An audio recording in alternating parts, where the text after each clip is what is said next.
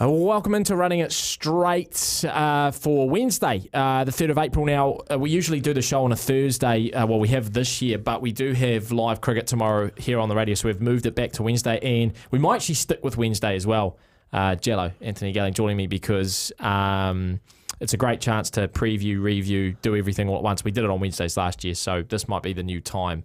For everyone out there that's a little bit confused. I think Wednesdays work well. Does it work good for you? It works well because you let the dust from the weekend settle, yeah. But it's not too far back that you got to, go back and I remember when, like it's all kind of still fresh in the memory. And the teamless are out Tuesday, so we get to talk about that straight away. Oh mate, we're crushing it. All right, Wednesday it is then.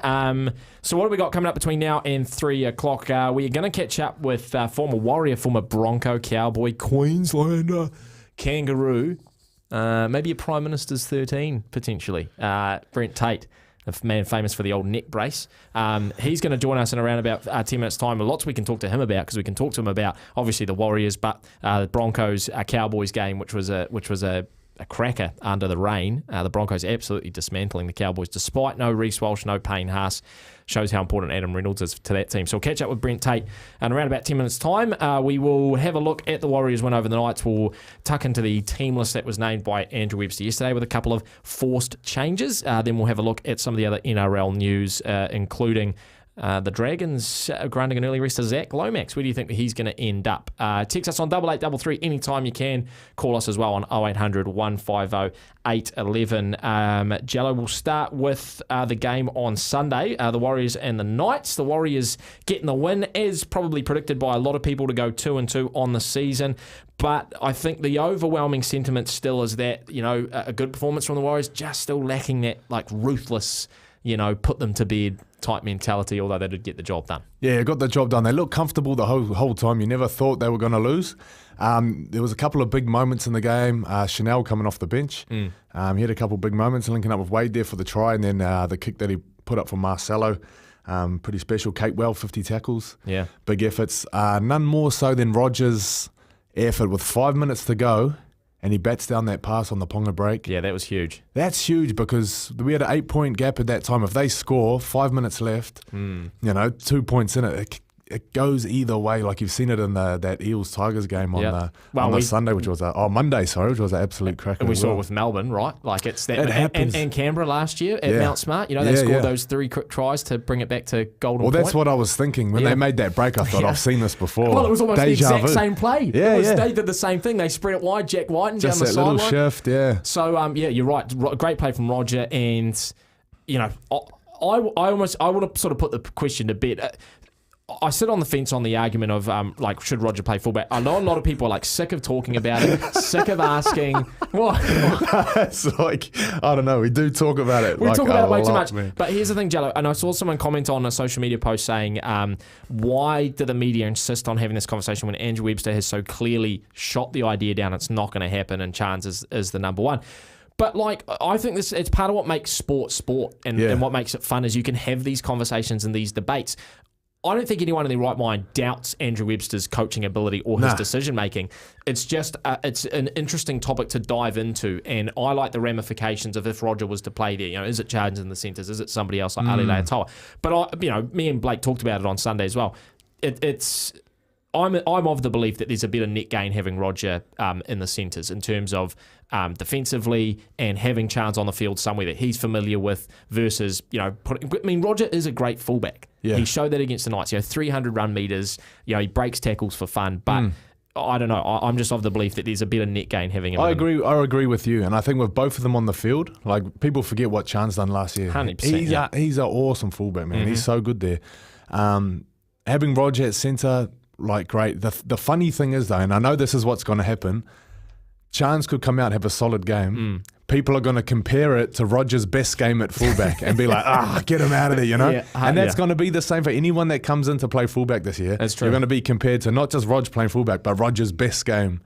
And you're going to say, Rog can do better. It's almost the inverse of Sean, the story of Sean Johnson. Not last year was where I guess turned the corner, but it was every time the Warriors had a bad game, it was Sean's fault. Yeah. And every time he had a good game, it was the team played. Sean couldn't do anything right. And I feel like it's the opposite here. It's Rogers just the god in the situation, Yeah, the and no golden matter boy. what anyone else does, God forbid Chance doesn't play well on Saturday. You know, the conversation that's going to start happening there. But Well, the conversation's going to start even if he plays okay. yeah, correct. Yeah, That's what I mean. And people forget too, like the link. I think the attack over the first 4 weeks, which we've talked about, has looked a little bit clunky trying to get into its rhythm. And people forget that how good of a link player Chance is, you know, in sort of that final passy area or sort of wrapping around the back. And not say Roger didn't necessarily do that, but that's not really the type of game Roger plays as a fullback. Nah, he's a running man. He just, Correct. Yeah. He gets the meters. You know, he gets the meters and the tackle breaks, but he's not really going to be that guy that Chance is. So I think he does. I think Rog does his best work coming out of his own half. yeah, correct. Yeah. So after saying we won't talk about it, we just spent talk 3 about it. And that's the show for today, thanks. Yeah. Join us next week when we talk about who's playing fullback.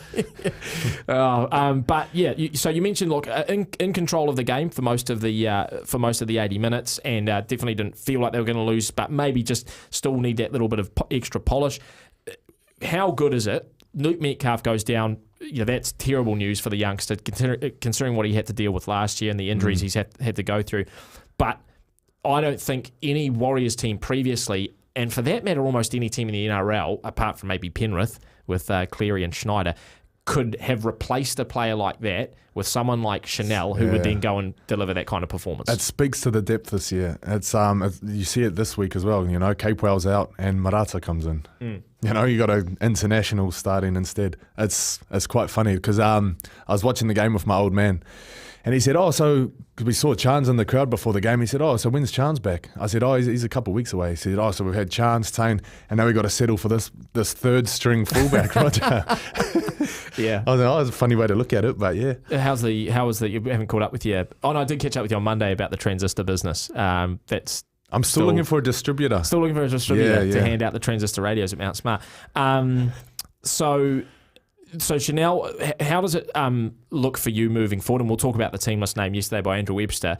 Is it to Mighty Martin, an out-and-out replacement for Luke Metcalf? Very different player to Mighty Martin. What are the Warriors losing in not having Metcalf there? And what do you think is going to maybe they might gain from having someone like Tamati there? Oh, they're losing that threat, that speed threat that Metcalf has. So you can't give him a metre of space because he'll slice through and he'll score on you. Tamati, I think he's a better defender. You know, I've seen some of their wrestle stuff and things like that. He's really sharp on the wrestle. Great defender. I think he's got that over Lukey, but yeah, I think the Warriors miss out on just that speed advantage. So how much, I guess, more pressure or responsibility goes back on Sean now, given it felt like over the first couple of weeks that Luke was taking a bit more of that playmaking responsibility away from Sean? How much shifts back to SJ now without Luke? Yeah, I think more pressure's on Sean to come up with something within the red zone when they get down the other end. Yeah, I think that's one thing they're gonna have to deal with. And Kurt Capewell, we mentioned 50 tackles, great performance from him, but he is out this week. Marata coming into the starting side. I miss why Kurt's out. It's a concussion. Yeah, concussion. It was a head knock. I think. Just nursing that. So because he finished the game, didn't he? Yeah, he did, and there was no actually. I think we only learnt about that in the team list yesterday. Oh, okay. But anyway, we'll have a look at that team list coming up for the Rabbitohs game on Saturday. Just one final thought before we let that game go from the weekend. The Dally M judges, they gave Kalen Ponga most of the Dally M points. Would you agree with that? Oh no, I wouldn't. And I don't know. I take those things with a pinch of salt. I don't really buy into the Dally M thing too much at the moment. At all? It's a terrible system. It is. It's just such a stupid system. They need to clean it up. Well, I don't know why they don't just do what they do in the NBA or the American sports, where it just happens at the end of the year. Don't do this game by game thing. Don't do this point system. Just at the end of the year. Usually, by and large, there's one player or two players that are clear standouts. And so then you poll everyone and you ask everyone, what do you reckon? And look, everyone last year, every interview I listened to, players that came on our station and our shows all said Sean was going to win the Dally M. I think so. It's quite hard though, because NBA, it's all very stats and figures. Everything's by the numbers. Yeah. Rugby league, there's so much intangible things that go on. Oh, 100%. You know, like the way someone leads a team, which you saw throughout the comp this year. Throughout the games this week. You know, all the teams that won, the leaders of that team stood up and took control of the game, which Yeah. was awesome to see. Yeah. But that's the kind of stuff, like how do you put that on a stat sheet? I don't know. Yeah, no, I get you. All right, well, we'll leave the Warriors and the Knights there. We will talk the Rabbitohs a little bit later on in the show. Running it straight with Sammy and Anthony Galling, and it is a pleasure now to welcome into the show a man who played for the Warriors, also played for the Broncos and Cowboys, and what a game that was over the weekend as well. Played over 200 games in the NRL, played State of Origin and the Kangaroos as well. Brent Tate joins us on the show this afternoon. Brent, welcome in. G'day, fellas. How are we? Oh, we're doing well, mate. I just mentioned Cowboys Bronx over the weekend, mate. What a game that was. And a lot of people had the Cowboys staying undefeated in that one, but the Bronx come out and do it in front of a home crowd. Pretty epic contest to kick off round number 4. Yeah, it was. I thought the Cowboys were pretty poor, to be honest. I thought at half-time when they went in, I thought that was a really good result considering their first half and the amount of drop ball that they had. But they just couldn't get it together in the second half. And I think that's a bit of a turning corner for a point in their season. The Bronx, I thought, they've sort of been struggling the first few rounds, but I thought that was a really good win by them, especially without some of their superstars. And I think, a bit of a turning point for them in their season. So, mate, good game, but disappointing if you're a Cowboys fan. Hey, just looking at the Tristan Sailor situation. Okay, so you got this young fullback, hell of a talent, probably not going to get a lot of airtime with behind Reece Walsh this year. I don't know if you've ever been in this situation, but what would you do if you're Tristan Sailor? Would you look at leaving? What's your options? Yeah, I definitely think he's got to leave the club at some stage. I like the fact that he sort of wanted to back himself at the club and, just see where he ends up for another 12 months. But, look, I think he's a hell of a player, Tristan Sailor. I really like him, and I think he's, he's definitely a week in and week out first grader. And, he's a little bit older and a bit more mature, than what he was when he started playing for the Dragons. But I think he's really starting to come of age. And, I definitely think at some stage he's going to have to leave Brisbane to play first grade week in and week out, as you mentioned. You got probably the best fullback in the world at the moment, and Reece Walsh. So it's going to be hard to crack at Bronx, but he's a great talent. Oh, for sure, man. I'm sure some teams would welcome him too. Just looking across the first 4 rounds, there's been upsets all over the place. One thing that we're kind of seeing is, teams hot favourites coming in, not showing up against some weaker opponents. So I'm thinking. So you've spent your time with the Broncos. You played big games, Queensland and stuff like that. How do you pick yourself up with there must be an emotional drop. One night you're playing Origin on a Wednesday, could be on the Saturday you're over at Shark Park, against a bottom of the table Sharks team. How do you pick yourself up from each game, for each game, I should say? Well, I've actually been in that exact position, going from playing Origin at the Shark Park, who were at the bottom of the ladder at the stage, getting sprayed by the Sharkies fans. Mate, it was. I just use him as an example, but no, mate, it genuinely happened to me one year, and I'll never forget it, mate, because it becomes a real mental game. Then as you say, you go from the highs of playing like a game like State of Origin, where the build-up's enormous, and then you go to 8,000 at Shark Park, where you can hear the fans on the sideline spraying you. So, it becomes a real mental battle then to get yourself up and get the job done. And, you've got to have, really good discipline and routine around what you do in everyday life to be able to have the headspace to back up and play well, have good structure in your life to be able to back it up and play well on a Saturday at Shark Park. So it is really difficult, and obviously not everyone can do it and do it well. But, look, just into the competition at the moment. It usually takes about 6 to 8 weeks, for the competition to sort of level out, and the good teams come to the fore, and the bottom teams sort of fall away. But I don't know if that's going to happen this year. I don't think I've seen as many upsets in games as I've seen as was already in the first 4 rounds. There's been plenty of upsets, and I think that'll continue. I think some of those bottom teams have really improved this year, and like the Tigers, I think, whilst they've only won 2 games, they do look a bit different in the way they're going about their things under Benji Marshall. And so, mate, I don't know, maybe this year it's just going to be one of those comps where, We're not sure who. It's going to be a tipster's nightmare, maybe. Oh, my TAB account, Brent, is far in the red with what's been going on. So I was going to ask, and I totally agree with you that it does take, the first, I guess, quarter of the season to really work out where teams are at. But if I had to ask you for sort of like a power rankings, I think most people would have Penrith at the top. Who in behind them do you feel like is playing the most consistent or looks like a team that may possibly challenge, maybe the top 4 this year? Oh, I think, mate, you've got to have Melbourne in there every year. Every year I look at Melbourne and I go, this is the year that they're going to really struggle. Even this morning or yesterday, I think I was having a look at their forward pack on paper with the team that they've named this week, and there's a hell of a lot of no names in that pack, but mate, they just get the job done every week. They're so consistent around how they play, and they're a team that never beats themselves. You've got to play well to beat Melbourne every week, and mate, I'd love to be able to write them off, but you just can't. I think the start of the season's been great. I think any team under Craig Bellamy is hard to beat, and they'll be there at the back end of the year. Whether they can win the comp, I don't know, but they're certainly going to be in that top 4, I feel. Hey, having played at the Cowboys and at the Warriors, I know both teams have to travel quite a lot.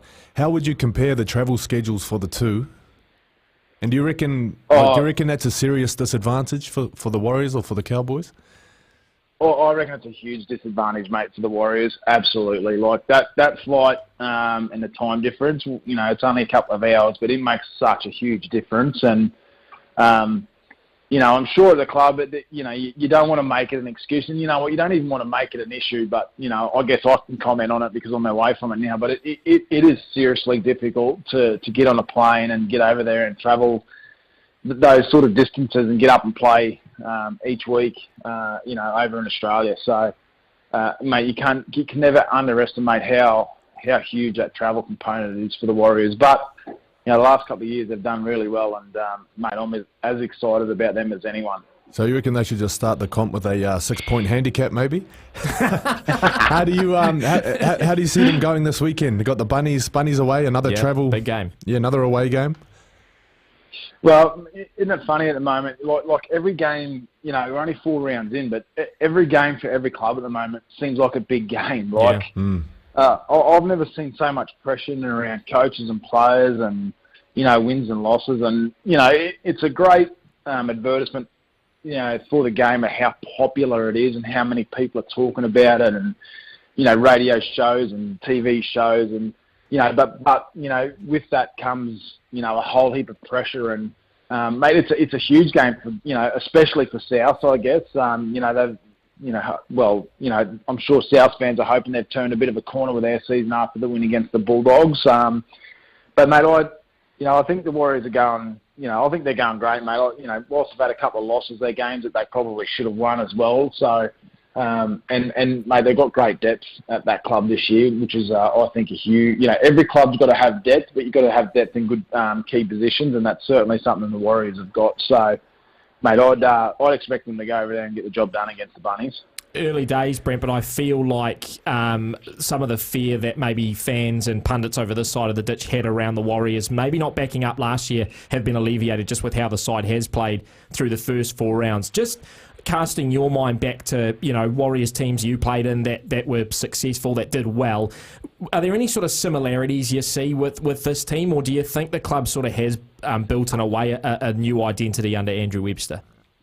Oh, I think they've really built a new identity under him, to be honest, mate. I think, I just think they're, any time, I guess, over the years where the Warriors have had a bit of pressure and expectation, they probably haven't handled it, but mate, I'd like to think under Andrew Webster, they're embracing it and they're running with it because they should embrace it. They should run with it, and the country's right behind them, and I certainly think he's got the attitude toward them. We get the process right, and you do all the the things right away from the footy ground and training paddock, and embrace the love that they've got, mate. I can't see why they shouldn't do well, and I certainly think that the mix they've got with players over there at the moment is perfect. They've got some guys that work really hard. They've got plenty of attacking weapons, so it's a really good mix, mate. And I'm glad that they've really accepted the challenge and the expectation and running with it. And mate, you know, I could only ever imagine how wonderful it would be if they ever won a comp, mate. Like, that would be something that you would never forget for the rest of your life if that place ever won a competition. Yeah. Yeah, it's a shame it didn't happen while you were here, mate. You know, but I know you definitely live fondly in the memories of Warriors fans, especially the ironing board tucked down the jersey there. How was the neck? How was the neck these days? Was that a protective measure? Did it work? Is the neck all good? Yeah. Oh, look, I had to wear it to keep playing, mate. But I think, like most football players, as we age and we get a bit older, mate, we've all got our issues from the game. I don't think you ever walk out of the game, you know, completely unscathed. Because, mate, it's one of the toughest. I think it is the toughest sport in the world. Like, you know, there's not too many other sports in the world where, you know, you go out there and run and tackle and try and hit the opponent as hard as you can every time you've got the ball or without the ball. So, you know, it's a really difficult and tough game. But, yeah, look, mate, I'm thankful, mate. I can still sort of exercise, and I can't run anymore with the knees, but, you know, I can still certainly exercise and pretty mobile. So thankful for that. But certainly there's some mornings where I wake up and have a couple of little regrets about playing rugby league, that's for sure. Well, Tim Smith played in a dinner suit. He's fine, he reckons. Not a scratch on him. What's the speaking of injuries, what's your thoughts on this proposed? You know, there's a proposal about scrapping the kickoff and just having like a reset on the 20-metre line or something like that, just to take away these, you know, these high impacts on the kickoff. What's your thoughts on that? Oh, mate, I don't like it. You know, there's some things you just don't touch, I think, and you know, some of the stats around, you know, I watched NRL 360 last night. I think one of the stats was like under 3% of, you know, concussions come from the kickoff. So, like, you know, I think it's an area that probably doesn't really need to be touched. You know, if you're talking bigger numbers than that with concussion, and it become a real problem. But, you know, it's a funny thing, this whole concussion around NRL and sport. And, you know, I'd be lying, mate, if I didn't say, you know, there's part of me that is scared of it as well. But, you know, I think we've all got to remember that there's thousands of players that have played our game for a long, long time that have got no issues as well. And you know, there's certainly some guys that do have issues. So, you know, we've just got to be really mindful of, I guess, just the whole concussion chat and talk. You know, as I said, there's not a player, I don't think, that hasn't played the game that has some sort of worry about it. But, you know, as I said, there's a lot of guys that have played the game for a long time that have no issues too. So, yeah, it's a real tough one, mate, and whatever the game can do to protect players, but I don't think the kick-off thing's going to be an issue going forward. Talking with Brent Tate here on Running It Straight. Brent, a couple of messages that came in from the listeners when we said we were getting you on. One from Caleb says, can you ask Brent if he sees any of the Warriors boys making a push for a rep jersey this year, maybe in State of Origin? Obviously, there's a couple of Aussie boys in the Warriors team. Mitch Barnett's name's been floated around. Obviously, Wade Egan. Do you see anyone from the team maybe pushing for an Origin spot this year? Oh, yeah, mate. I certainly think, you know, someone like Mitch Barnett. Again, you know, I talked about that mix before about, you know, having some, you know, absolute attacking weapons and then having some guys that, you know, just get in and do the dirty work each week. And, you know, Mitch Barnett's invaluable to that team, you know, the contribution he makes every week. And, you know, he's like the Kevin Campion, the Michael Lux sort of a player where, you know, everyone loves playing with him. Everyone respects them, and they do a really tough job that goes, you know, unnoticed by a lot of people, except for within the four walls of the club. So, mate, you know, he's certainly one. Mate, Wade Egan's rise over the last couple of years has been amazing as well. I've loved watching him develop into the player he's become. He's certainly becoming a world class nine, Wade Egan, and you know, I certainly think, you know. He's probably a little further away from playing rep footy at the moment. But, you know, if he ever got a chance, mate, he wouldn't let anyone down. He is one tough hombre, and, yeah, very impressed with how he's gone as well. Yeah, I like that you mentioned Mitch Barnett there, because I was thinking that too. For me, he's more of that Luke O'Donnell kind of mould. Like he's got a little bit of a loose screw about him, but he's from Wingham. I don't know if you know where Wingham is. That's in the heart of New South Wales. If there's anyone that's going to go hard for that blue jersey, and that's what they need, really, don't they? They need guys true. That it means something. Bit of the mongrel. I think Mitch Barnett be a hell of a shout. Brent, another one that came in here from an unnamed listener just said, Brent spent a lot of time playing in the centres. How would he have felt coming up against RTS back in his day? Yeah, I would have had a few sleepless nights, I'd reckon, week leading up to him playing against him, mate. He's been wonderful. And, you talk about depth in the club. I mean, what a lovely problem Andrew Webster's got with, Chance coming back this week and having to move Roger back to the centres. I think it's a real positive for the club, mate. And, they're both really selfless guys, those two. And I'm sure Roger will go back and do his absolute best in the centre jersey. And, mate, he's such a player, mate. He might, even revolutionise that centre position a little bit, the way he does play. I'd just give him free rein to do whatever he wanted and, just make sure he's in position when he's needed to be there. But, man, it's just, they've got so much talent and depth in that club at the moment. And, to win a competition, mate, you've got to have depth in your roster. And the Warriors have certainly got that at the moment. Absolutely. Brent, just before we let you go, one more, we'll ask a quick one that's coming from a listener as well. Says, what's Brent's thoughts on how the Titans turn around their seasons? Obviously comes from a Gold Coast fan. Brent, languishing down the bottom. Obviously, Desi hasn't been able to turn around quite as quickly as maybe he would have liked. What do you see the Titans in a bit of trouble for 2024, or do you think they've got enough there to suggest that maybe they can turn around if they get things right? Oh, mate, it's a really tough one. I do know when a new coach comes in, it does take, usually it does take some time to get an understanding of the way they, want to play the game and new structures and, new patterns of play. Sometimes it does take time, but, mate, I've got probably some big concerns for the Titans. I'm not sure whether they've got enough depth in their roster, especially around that halves, to be able to turn it around. And losing Tino, obviously, like that's, mate, not only is that a big loss for Titans, it's a big loss for Queensland. But, look, I think it's still a little too early to write the Titans off completely. But, mate, that'd have to be a considerable turnaround in that club for them to start winning games. Because at the moment, they're well off the pace, both attack and defensively. And, yeah, there's some big concerns there for sure. Yeah, I know last year, even though they'd lose a lot of games, they still scored a lot of points. That seems to have dried up, which is probably the big concern for fans and pundits. Brent, I said I was going to let you go on that one, but I've just thought of another one really, really quickly. Mate, the obstruction rule. I mean, I feel like we talk about this every single week, every single year. The NRL judiciary's come out, talked about the Panthers-Roosters game, said there was a couple of incorrect calls there. There's obviously an incentive in a way for players to, take the contact and fall over to milk the obstruction call. I mean, is there an easy fix here? Because the NRL are trying to make it black and white to take away, quote unquote, the interpretation of it. But do you think there's some way we can fix, these sort of blunders that are happening with these obstruction rules?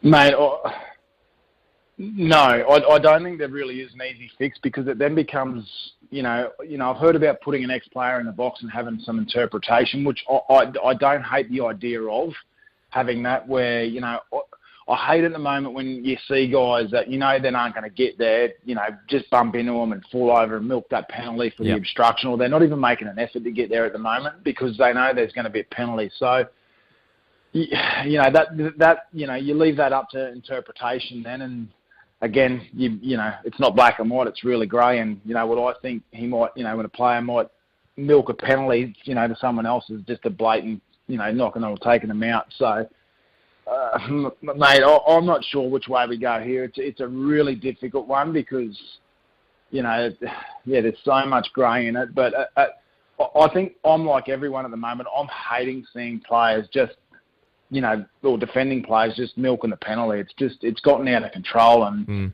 every time there is a try at the moment, mate, I really feel like the bunker's trying to take tries away from people instead of just finding ways to give a try. So, yeah, mate, honestly, I can't see a simple fix in this situation. I really can't. And I've listened to a lot of radio and a lot of opinions, and no one's really come out and given a crystal clear answer on it. So, yeah, it's a tough one. Yeah, no, I agree with you, mate. And it's robbing us of some great contests as well. Often they're calls that are happening late in games or, with games in the balance, and that just makes it even harder to stomach. Brent, mate, really, really appreciate your time. You've given us lots of it today, mate. I know the pundits and the fans absolutely love hearing from you as a former Warriors legend, mate. Let's hope the Warriors keep kicking on, and we might give you a call back later on in the season, hopefully with the Warriors making a push for a grand final, mate. Thanks heaps for coming on. Please do, mate. Absolutely love my time over there and love the Kiwi people. So thanks, mate. Cheers. There we go. Brent Tate, Warriors legend, joining us there. And Jello, look, I threw the obstruction thing at the end there. the Roosters one in particular, which we did actually talk about on the Easter Friday show after the Thursday night game. And it was the game it was in the balance there. The Roosters arguably that would have got them back in it. So it's a shame too when you do see someone like these teams have game breakers. Someone that's going to do something special and make something happen, and you see them work their magic, and it's like such a strong moment in the game to be called back. Well, that was Tommy last week, and I think whoever it was in the commentary, might have been Corey Parker, said, "Oh, they're just waiting for Tom Trbojevic to go through the middle and cut them apart." And then seconds later, it happened, and he gets called back for an obstruction. That's what I mean. You hate to see it. Really, real shame. But great to catch up with Brent Tate. What a legend he was for the club, and I love his thoughts around the game too. Very articulate with his analysis. We'll take a break. When we come back, we'll dive into the team list named by Andrew Webster for the Rabbitohs this weekend, have a little preview of that game. And before we round out at 3 o'clock, we will have a look at some of the other news around the NRL, some of the other bigger games this weekend. Stay with us here on Running It Straight.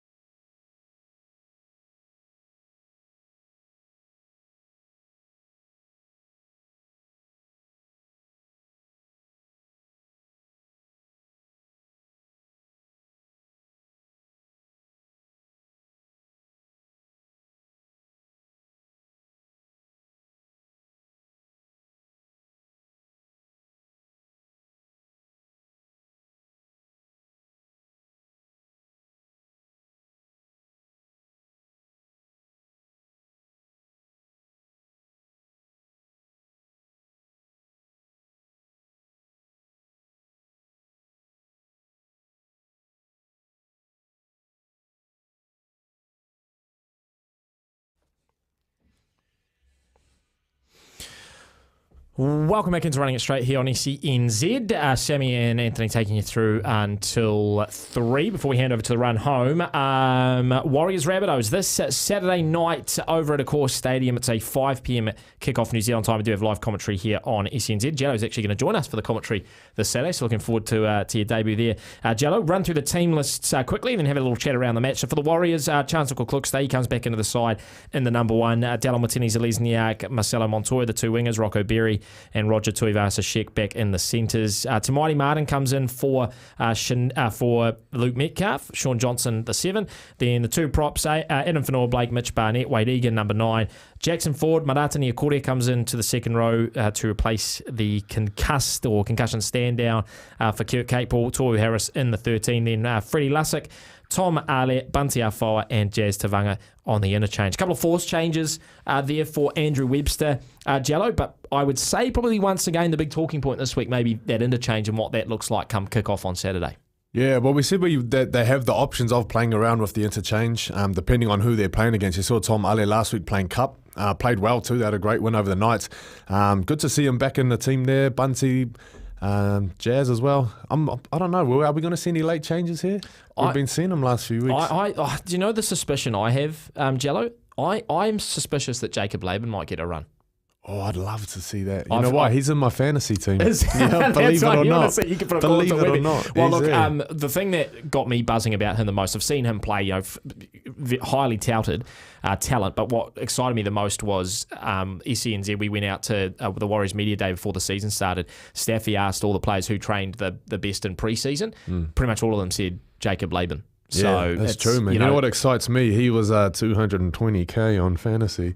So great for the budget, great for the bottom line. Great cash cow is what they say. So look, I don't know. That might be a little bit of a stretch, but they'll be wicked to see because Dylan Walker was left out.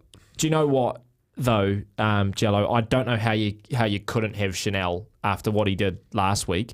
Yeah. On that interchange, not just.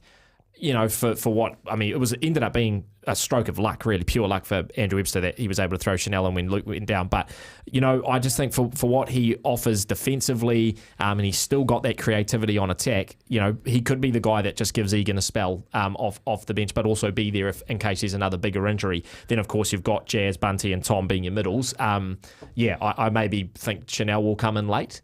Yeah. Plenty to play around with. I had a conversation with someone the other day about Marata and how he compared him to Ardie Savia when he used to come on for the All Blacks off the bench. And the argument of he's a great player, he's big, he's fast, he runs hard. But it's one of those things where but is his perfect role the guy off the bench? He's so good at adding that impact after 30 minutes when the other team's getting fatigued and tired and only putting in a 50 minute stretch. We're going to see him starting, obviously, in the second row, like we saw him last year. But I don't know where you sit on that, whether you think Marata's a real, Well, some people do. Some people are specialists off the bench. Yeah. And as much as they don't want to be sometimes they do want to be the starting guy. But it's funny, and I'll let you keep going on that. It's funny, Jack de Bellin's another one where he plays 60 minutes like any prop does, but he just comes on after 20 minutes. And it's almost semantics, you either start and play for 60 or you come on after 20 and play for 60. It's 6 or 1, but that's the role that they've carved out for him. But to your point, sometimes you want to be that starting guy. Well, yeah, I don't know anyone that likes coming off the bench, which is weird. Because you think, a player gets to come on when everyone's a little bit tired. You think they'd love to coming off the bench. It's quite hard because you're coming in. You haven't had a first touch of the ball. You haven't had your first tackle. Everyone's kind of into it. Yeah. So it's hard, especially when you're like an outside back or a half. You come on the field and someone puts a big torpedo up or something. That's nightmare stuff. Yeah. All right. Well, so what do you make of the 17 as a whole? And I think it's going to change. You think it's going to change? Yeah, it's changed every week so far. Last minute, I think it's going to change again. I think we might see Dylan Walker back in there. He hasn't even been put on the reserve list there. In terms of the back line, going from Sean to Mighty sort of through now Roger back in the centres, Chance at the back, when you compare it against South, so we'll go through very shortly with, Latrell and Jack White and Cody Walker and Tane Milne, you think do you look at that as maybe an even battle? Do you think the Warriors have the edge there? How would you see that sort of play? I think the Warriors have the edge with the back five. So no Alex Johnson this week. I think Souths are going to miss him. Similar to Dom Young, he's the kind of guy, he'll turn half opportunities or opportunities into points down that left edge. So he linked up with Wyden last week. You know, they worked well. They put their, you know, they were the ones scoring points against the Doggies that got it done there. Without him this week, I think Dallin has a field day. Okay, I like that. Latrell starting at number 1 for Souths. Isaac Thompson is the number 2 with Tane Milne taking Alex Johnson's side. Jack White and Isaiah Tuss in the centres, then Cody Walker and Dean Hawkins, the 2 halves. Tavita Totola, Thomas Burgess, the 2 props. Damien Cook starting number 9. Keon Kolomatangi and Jacob Host, the second rows. Cameron Murray, the lock and captain. Michael Cheekham, Tallis Duncan, Sean Kepi and Davey Moali on the interchange. Like, it's a Souths team that struggled through the first 4 weeks, and you'd argue even against the Bulldogs, Jello, I think they completed at 94%. I mean, to complete at 94% and sort of only win a game by 4 points is, you it's not don't convincing. often see that. No. Because Bulldogs weren't great. Like Bulldogs, No. you know, they came back, they had a very late start, let those 2 tries in early. But it's quite funny because that Lachlan Ilias, they seemed, you know, quite confident in him at the start of the year. I thought when he was getting dropped it was because Jack Whiten was coming to 6. Yeah, that's what a lot of people thought, yeah. But obviously Jack Whiten's at centre, then they've got Dean Hawkins. Who Yeah. the is that guy? In my Conor McGregor voice.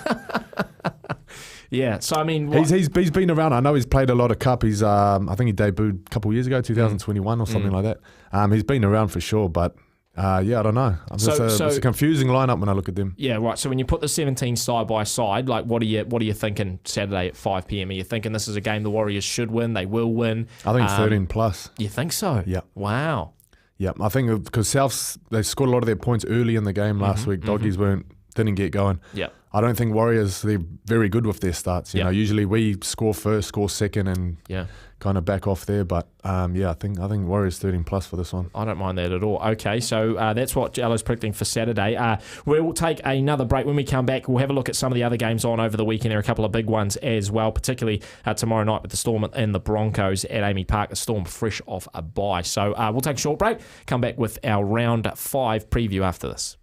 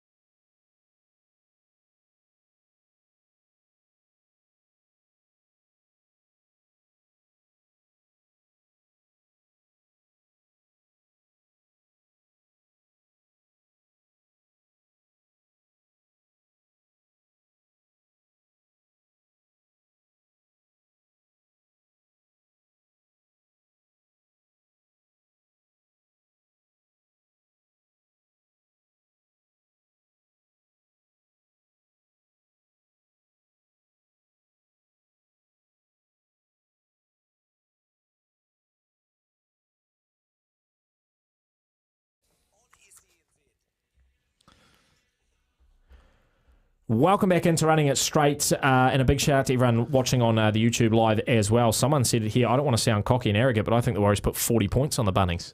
Ooh. There you go, Jello. I don't know. When was the last time Warriors scored 40 points in a game? We scored 40 against the Knights, didn't we, in the finals game last year? Was it really? Yeah, 40? Yeah, I'm pretty sure it was 40 to 12 or something. Okay. Yeah, I think. Anyway, but look, 40 points on the Bunnies. You'd have to go back a long time, if ever. Let's talk to the other round 5 games coming up this weekend. Starting tomorrow, actually, with Storm Broncos at Amy Park. Storm fresh off a bye, Jello, and the Broncos are coming off a big win against the Cowboys. I feel like the Storm got that blueprint for beating the Broncos. 14, they broke the streak last year, but it was 14 games where they just kept beating them. Broncos got them last year. Storm fresh off a bye. Still no Reese, still no Payne Haas. Correct. Is that right? Mm-hmm. I'll take the Storm for that one. Close, yeah.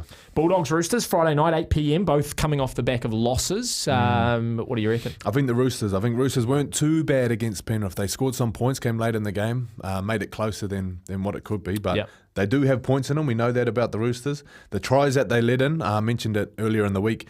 Just very pedestrian defence on that left edge, just kind of half getting up, half holding back, and Taruva just, hat-trick in that corner, just very catch and pass, basic stuff. That's the stuff they'll be doing in video this week. That's the stuff they'll fix. I think Roosters will beat the Doggies. Bulldogs really are nearly getting to that point where they need to string the consecutive wins along for people to believe that they're a top 8 team because that performance pressure I think is coming at them quick. Knights Dragons Friday night at 10 p.m.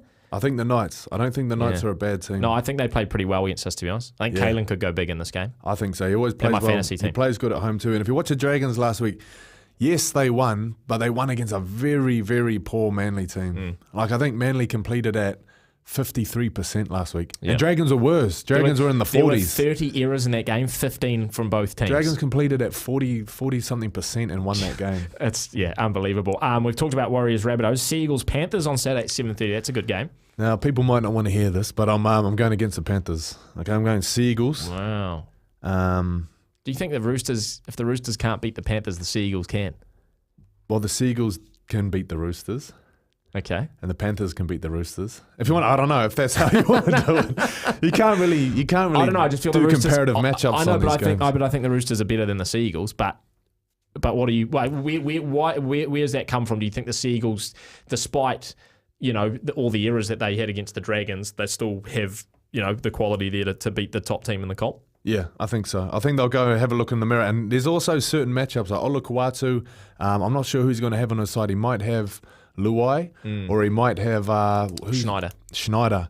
If they can get that matchup right, and then the wins that Manly have had, they've got that matchup right where they just go Oluwatu, and they just don't get bored of hitting them. Yeah. And they just keep going to them, and teams have to adjust, and then it opens up out wide. They just have to hold on to the ball against Penrith. Like, you can't just cough it up. They've got to hold Penrith the ball, they've got to D up, and then when they get downtown, just give it to the big man. Right, a minute to wrap up the next 3. Dolphins, Tigers, Saturday 9:35. Dolphins. I think I've seen this a lot of times when teams have this big emotional high. 2 games in a row. Comes crashing down. So Tigers will be, all high fives and beers in the changing rooms, but Dolphins away. Dolphins away. It's. I think they'll struggle to get up to that one. Top of the comp as well. Cowboys, Titans. Are the Titans stay winless? You know what? Every team that's had their back against the wall, Souths, the Dragons, every time a team's got their back against the wall, they have that reflection meeting. They go away and they kind of come together. I think Titans could rally themselves up against the Cowboys team that looked a bit off last week. So you think the Titans might do it? I think the Titans. Wow, that is a big call. Raiders, Eels, last game on Sunday. You got 20 seconds. That is going to be the closest game of the round. It's going to be decided by 1 point. High scoring though? Oh, I don't know. I think around the 20s. Both teams in the 20s, so yeah, high scoring. Raiders by 1. Ooh, I don't mind it. Raiders by 1. There you go. That's our preview for round 5. We'll take our last break, round out the show when we come back.